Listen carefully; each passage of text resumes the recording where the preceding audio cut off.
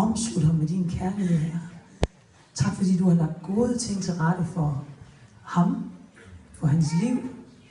Og jeg beder dig om, at han i en tidlig alder må lære dig at kende helt personligt, at han må høre din røst, og at han må have et hjerte, der er føjeligt eller ydmygt for dig, så han ved, at det bedste for hans liv, det vil være at følge dig.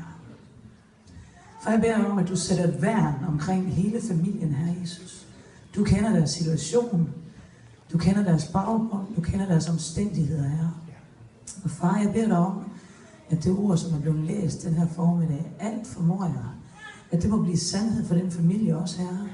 At midt i de omstændigheder, de er i, så må de opleve din kraft og din styrke, Herre Jesus. Omslut dem, Herre. At de må finde din fred midt i stormen, Herre. Daniel vil velsigne dig i Jesu navn. Guds fred hviler over dig hver eneste dag, Herre. Amen. Du vil gerne. Søren er mere modig end jeg er. Er han ikke flot? Jo. Er han ikke flot? Men. Jeg tror også. Det går nok ikke. Himmelske Far, tak for Daniel. Din velsignelse skal hvile over ham. Og som menigheden nu står her sammen med Daniel.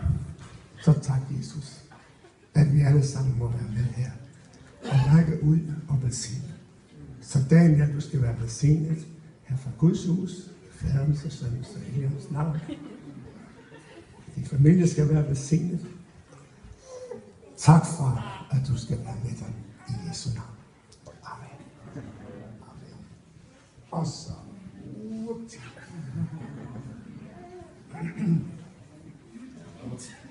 måske kan vi synge.